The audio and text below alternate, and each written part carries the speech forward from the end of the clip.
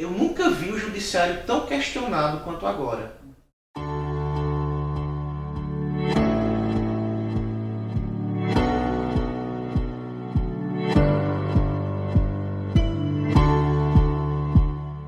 O programa Vivência de hoje tem a alegria e a honra de receber mais um convidado ilustre, que é o João Alfredo Filho, procurador da Câmara Municipal de Caruaru.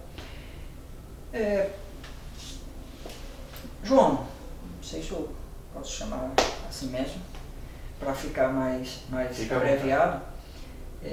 Esse período que o país tem vivido, que não é nem de agora e nem dessa gestão, né? É bom que se diga isso, mas isso parece que vem crescendo, é um período que, vez por outra, abala ou tenta abalar as estruturas das instituições. Um período delicado para o meio jurídico, onde juízes são postos, às vezes, encostados no canto da parede, né, em relação aos seus procedimentos, onde, às vezes, a população, o povo, é conclamado a derrubar instituições ou a desacreditar, né, digamos assim, descredenciar instituições. E você, como lida, né, com esse campo, eu queria ouvir uma avaliação sua, né, na sua opinião, como é que está o país e se isso realmente é bom ou não para a democracia. Isso significa que a gente pode ir para outro estágio que possa depurar ou não? Ou é um momento que a população deve estar atenta e reflexiva, né, digamos, para saber se posicionar melhor? Perfeito. Eu tenho uma preocupação, sim. Eu vi hoje pela manhã, coincidentemente, no site J, que é um site jurídico, que em torno de 35% dos entrevistados aceitariam, não discordariam do fechamento do Congresso e do Supremo Tribunal Federal. Isso é muito preocupante. Veja, é uma conquista da modernidade, da democracia liberal, o respeito às instituições, a impessoalidade. Então, a gente observa que, para que o funcionamento de uma democracia e de uma república, e república remete a coisa pública, né, do latim, tem que haver impessoalidade. Então você vê a justiça, você vê os poderes, os órgãos, as instituições. Mas o que está acontecendo de um tempo para cá é a substituição das instituições por pessoas, por homens fortes. Não é somente, veja, é uma tendência que você vê, por exemplo, na Rússia com Vladimir Putin, não é? Na Turquia, com Orbán, na Hungria. De certo modo, Donald Trump ele faz esse papel. Os próprios eleitores do atual presidente, do presidente Bolsonaro, quando o chamam de mito, o colocam num patamar quase que sobre-humano. Pelo menos é a leitura que eu faço. Então, a minha preocupação... Que é um risco, tanto esse quanto o lulismo, né? Que é o foco é justamente esse, é personalizar. Exato. Então, assim, a gente... e o Brasil sempre teve esse problema, talvez seja o problema da América Latina, né? A gente sempre, o caudilho, o salvador da pátria, a gente sempre busca, a gente personaliza o poder, a gente não vê as instituições. E esse movimento me parece, né, eu não sei se eu tenho competência para fazer uma afirmação categórica, mas me parece que esse movimento ele foi ampliado pelas redes sociais também. Veja, por que Bolsonaro foi eleito? Ele foi eleito porque as pessoas queriam mudança. Talvez não soubessem ler ou analisar ou conceituar que mudança seria essa. Mas ele apareceu com esse símbolo, como um símbolo de mudança. Não é? Eu não entro nesse caminho de dizer assim que quem votou em Bolsonaro é fascista, é autoritário, é totalitário, é antidemocrático. Eu não embarco nessa. Eu acho que é uma generalização muito temerária, como toda generalização. Mas o grosso do eleitorado de Bolsonaro é composto por pessoas que queriam uma mudança. Sendo que nesse caminho aí, ou nesse balaio de pessoas, existe também aqueles que quase que idolatram, né, o mito. Então isso é um ponto, né, que eu queria destacar aqui. Então a gente vê um enfraquecimento das instituições, um descrédito cada vez maior. E agora entra também a própria imprensa. A imprensa está desacreditada, não é? A gente se depara... Que não é culpa das fake news. Na verdade, eu acho que quando surgiu esse fenômeno da fake news, só incrementou mais isso, né? Pode ser uma leitura possível. Mas assim, a gente tem um grande jornal, um grande veículo de comunicação, divulga um fato ou uma notícia, vem alguém pelas redes sociais e desmente. E muitas vezes o desmentido tem procedência. Ou então, agora as pessoas estão mais despertas para, digamos assim, para examinar, para questionar, para identificar algumas forçadas de barra que às vezes um editor, um jornalista, numa coluna, numa fala, põe a público, não é? Hoje está se questionando, por exemplo, o que de fato é opinião pública, né? Para não confundir a opinião pública com a opinião publicada. Então a imprensa também entrou nesse turbilhão, nessa confusão, e agora o judiciário, né? O judiciário que... Eu nunca vi o judiciário tão questionado quanto agora. Algumas pessoas... E até certo ponto vulnerável, né? Sim. A questão é que, de toda forma, o Poder Judiciário é quem dá a última decisão, né? Se houver qualquer questionamento na esfera judiciária, claro que é o Poder Judiciário que vai decidir. Então, talvez isso tenha sido motivo de tanta cautela. O Poder Executivo sempre ficou na berlinda, o Legislativo mais ainda, agora entrou o Poder Judiciário. Então, o questionamento está em todas as frentes. E a gente, penso eu, que a gente está numa guerra cultural. Tem gente que nega esse conceito de guerra cultural. Eu sou favorável que existe. Eu acho que existe sim uma guerra cultural e uma guerra institucional. Até, pronto, eu sou advogado dentro da OAB. Existem muitos e muitos advogados que não se acham representados pelo presidente nacional da OAB, por questões políticas. Então a gente tem essa divisão, a gente tem um racha, a gente tem uma desconfiança recíproca, mútua, de todos os lados, e isso enfraquece as instituições, isso fragiliza mais ainda a democracia. Essa observação sua é muito interessante quando traz isso para a cultura, porque mostra que realmente numa dimensão maior é assim que funciona, e essa dimensão maior ela é reproduzida nos grupos menores, seja no ambiente de fábrica do trabalho, seja na faculdade, nos grêmios estudantis, seja nas igrejas, né, ou paróquias. Essa questão nos municípios, né, de você, digamos, pelo voto perder, mas ficar o tempo todo questionando a vitória do outro e colocando em dúvida, digamos. E não descansar enquanto o outro não sair dali, o que dá uma instabilidade. Né? Exato. Essa instabilidade é exatamente uma manutenção de clima de campanha. Então, esse questionamento que não para nunca, é como se a gente emendasse no plano federal 2018 com 2022. Em vez do trem parar na estação, ele continua. Então, isso é preocupante. Uma vez eu vi uma entrevista do historiador Marco Antônio Villa, muito conhecido, e ele é muito favorável a polarizações. Porque a democracia é assim, não é? E na democracia existe um ambiente de pluralidade de opiniões, de ideias, e é importante sim haver o combate, haver o contraditório, haver a disputa, haver o debate.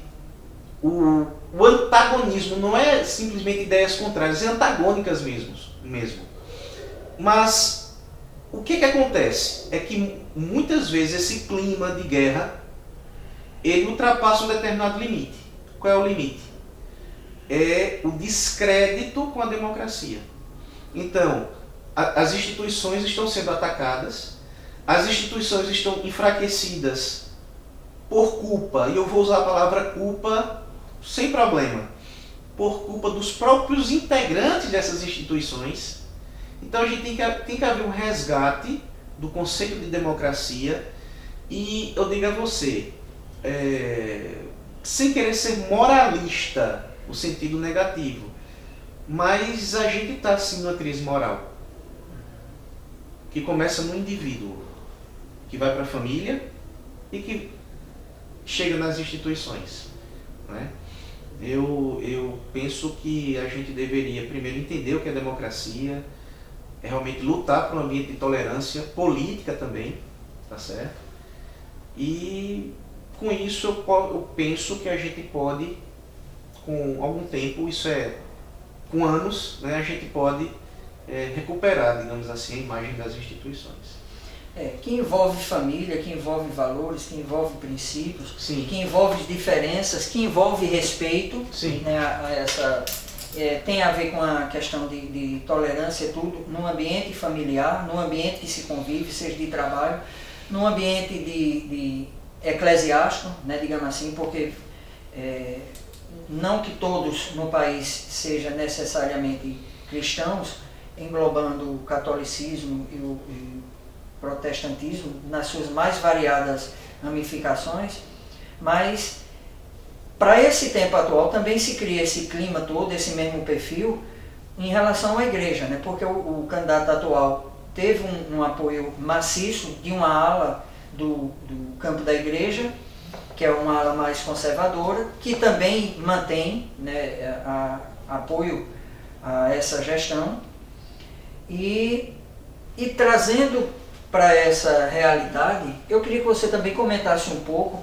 sobre o surgimento desse fórum, né, que discute limites ou não, né, da liberdade religiosa, e que inclusive aqui no Agreste, em Caruaru, isso está sendo mais trabalhado, creio eu, a partir de agora, a partir do momento que você assumiu a coordenação. Eu acho até que era um trabalho que vinha se desenvolvendo, mas que agora talvez ganhe um pouco mais de visibilidade. Sim. É bom a gente registrar isso. Eu falei sobre tolerância, né, sobre respeito, e você também pontuou. Falar de religião é algo que é fundamental. Religião tem que ser trabalhada em sociologia, no direito, na filosofia. E isso, a importância ficou muito maior depois do 11 de setembro. Depois que aquele terrorismo que estava lá longe, que alguns dizem que tem fundo religioso, né, chegou no coração do mundo, Nova York. Então, assim, houve muita confusão, né? Muitos até na década passada propugnaram o fim das religiões, né? Havia os Brights, né? Christopher Hitchens, Richard Dawkins, né? Sam Harris, né? Tá certo? Pessoas ateus militantes, né? Que escreveram livros, faziam conferências, reunindo milhares de pessoas. Hoje parece a coisa... Foi um momento, né? Mas não é assim que a gente tem que perceber a religião. A religião é algo constitutivo do ser humano. Acabar com a religião seria acabar com o próprio ser humano. É o que é da nossa essência, a crença, o olhar para o transcendente. E eu falei anteriormente no ambiente político, praticamente envolvido numa guerra, mas no que se refere a valores, a gente também tem isso. Então, nessa guerra cultural, nessa guerra de valores, as religiões também estão implicadas em alguma medida. E é importante a gente falar nesse momento de liberdade religiosa. A liberdade religiosa, aqui em Caruaru, em alguns momentos foi enfatizada, principalmente por grupos, por coletivos ligados a religiões de matriz africana. O Forlir, ele entra também nesse cenário para fortalecer. O Forlir é o Fórum de Liberdade Religiosa, e esse Fórum de Liberdade Religiosa, ele é vinculado à IRLA, que é a Associação Internacional de Liberdade Religiosa, que foi criada em 1898. Inclusive, ela tem assento na ONU. Ela tem esse grau de respeitabilidade. E o Forlir, então, ele é ligado a essa associação, que é também ligada à Igreja Adventista do Sétimo Dia. Então, em todas as divisões locais, que seriam as paróquias, em todas essas divisões regionais, existe um Forlir. Então, no nosso caso... A partir da própria estrutura. Exatamente. A própria estrutura eclesiástica, a organização, a divisão territorial do Forlir também acompanha, baseada. Então, nós vamos coordenar de Xangrande até Araripina, Petrolina. E nós queremos fomentar esse debate, esse interesse em câmaras de vereadores, em clubes de serviço, Lions, Rotary, escolas, no ambiente universitário, onde a gente tiver espaço e naquilo que for possível, né, dentro das nossas condições, a gente quer trabalhar nisso. Mas aproveitar inclusive o discurso da liberdade religiosa para falar de tolerância, para falar de respeito. É aí onde eu ia chegar. Por ter um viés, digamos, evangélico, isso não já fica tendencioso, não? Não já quer dizer que é os evangélicos que organizam, que coordena e vai puxar para... Não, porque é o seguinte, o trabalho é jurídico. O trabalho é jurídico. É jurídico, filosófico, sociológico, de certo modo. Então... E essa tolerância é vivida, vivenciada, sim, exercida no próprio... Sim. Inclusive a minha experiência familiar, inclusive, é bem... assim, eu tenho pessoas de várias tendências, né? Na minha família, várias tendências, várias visões de mundo. Então, eu já vivencio isso desde sempre. Mas o viés é jurídico. É jurídico.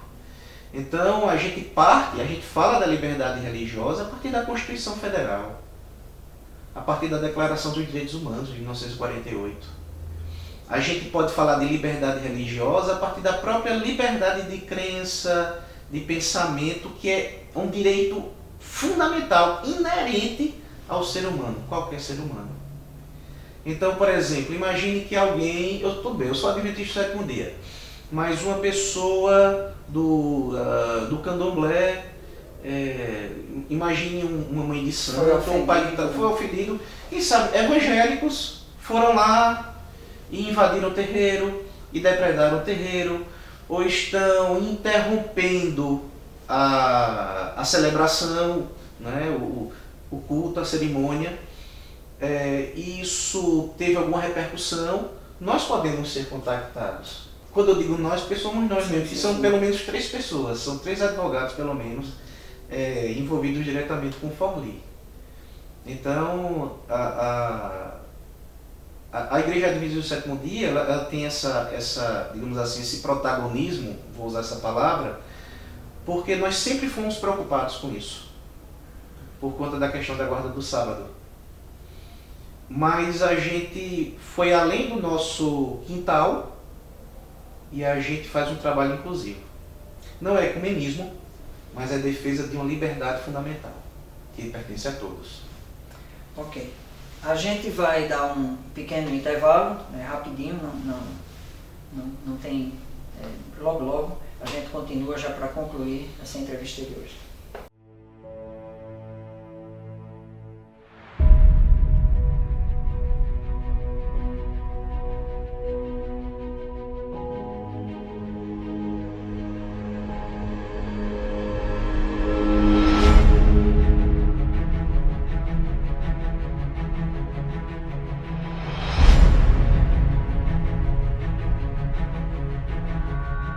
Estamos de volta e já partindo, né, para um encerramento, mas teve algo interessante que você colocou em relação à transcendência, e eu queria que justamente a gente procurasse agora trazer isso para a nossa realidade do dia a dia, até mesmo nesses conflitos, né? Ou seja, você falou daquilo que transcende, mas trazendo agora para o que é imanente, para a gente aqui mais pertinho. Enquanto cristãos, quem é cristão no caso, enquanto cristãos, a gente tem uma identificação maior do Deus ou da palavra com o campo da esquerda ou com o campo da direita. De quem é esse legado, né? Como é que a gente se posiciona? Deus é de esquerda ou de direita? Deus está acima de qualquer coisa. E direita, esquerda e as suas muitas subdivisões e combinações, por isso que alguns preferem falar em nacionalismo, democracia, socialismo, né? São outros termos, né? Exatamente, preferem esses termos que seriam mais seriam mais fiéis no sentido de descreverem um determinado pensamento político, econômico. Então, Deus está acima disso. Direita e esquerda é invenção humana. E se, no caso do cristão, o referencial de Deus é a Bíblia. Sendo que a Bíblia terminou de ser escrita 70 anos depois que Jesus morreu. Então, ela fechou o cano em mais ou menos 90, 100 depois de Cristo. Nós estamos em 2019. Então, a gente falar de direita e esquerda e associar isso à figura de Deus, do Deus dos cristãos, né? É um anacronismo, é algo muito complicado, eu vou usar essa palavra. Mas, infelizmente, é isso que a gente vê. Não, né? Aí eu queria entrar, é uma coisa que me preocupa.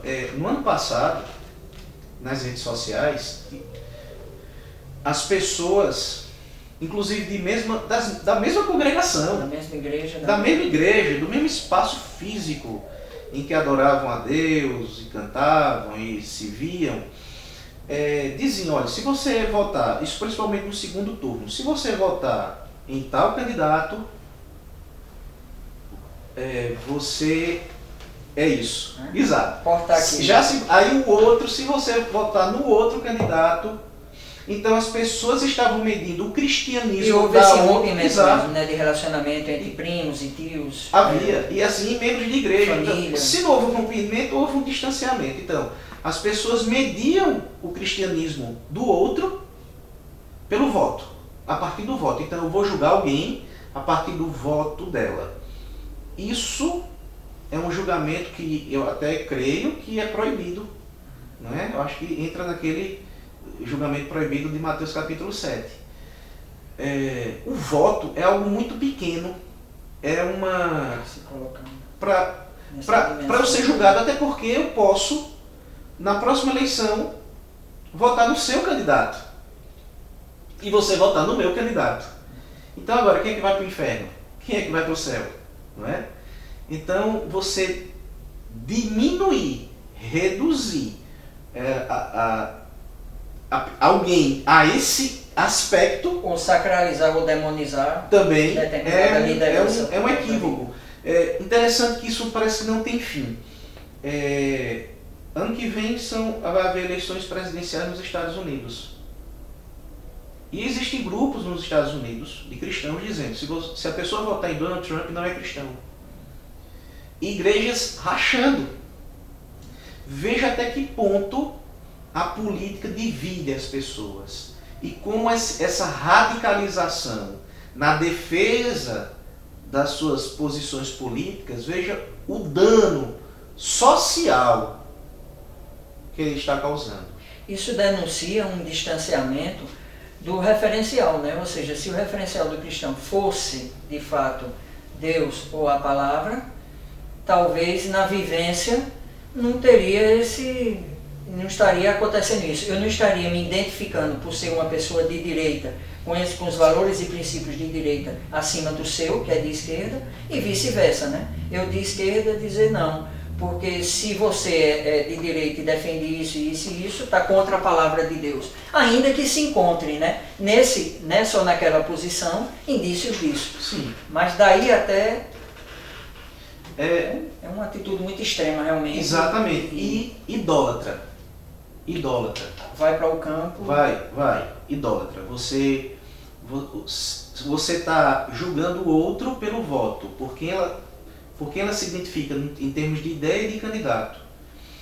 Quando, na verdade, o cristianismo do outro, se você quiser avaliar, quiser se aventurar nisso aí, é a aderência do outro ao Evangelho, ao projeto de Jesus, ao projeto do reino. O reino com R maiúsculo. E ainda que o próprio Jesus tenha encontrado entre os discípulos pessoas assim, né, até politicamente mais inclinados para um lado do que para o outro, mas na formação dos 12, isso foi completamente superado. Vamos lá. Entre os 12, tinha um zelote e tinha publicano. Quem é o zelote? O zelote era quase que um guerrilheiro. Os zelotes lutavam pela emancipação de Israel, dos judeus, do jugo romano. Enquanto Mateus, que era publicano, ele cobrava impostos para o Império Romano. Então, Jesus mostra que certas barreiras políticas entre o povo dele não devem existir. E como nós estamos numa democracia, a gente aqui não está numa monarquia, não está em partido único, claro que a vida é bem mais complexa do que no tempo de Jesus, mas existem princípios ali que os cristãos não devem nunca se esquecer. Então, e se você for para a Bíblia, né, já que a gente está falando de cristão e o referencial maior é a Bíblia, vamos pegar o profetismo hebraico. No profetismo hebraico, se você lê Amós, lê Isaías, lê Miqueias, havia denúncias contra a opressão dos pobres. Salvo engano, Amós fala das camas de marfim dos ricos, dos poderosos, enquanto o povo passava fome. Então você vê a denúncia social, não é? E ao mesmo tempo, Jesus fala da parábola dos talentos. Então, um deu 5, outro deu 2, outro deu 1, conforme a sua capacidade. Então, é algo muito, muito característico da direita admitir que os seres humanos não são iguais. Não é? A própria liberdade individual, porque também ficaria algo mais puxado para a direita, porque os críticos da esquerda dizem que a esquerda o coletivismo, então você se perde, né? O indivíduo ele se perde, então ele vira categoria e o Estado é que tem que dizer até a pasta de dentro que ele tem que usar. A relação com o poder, não é? Por exemplo,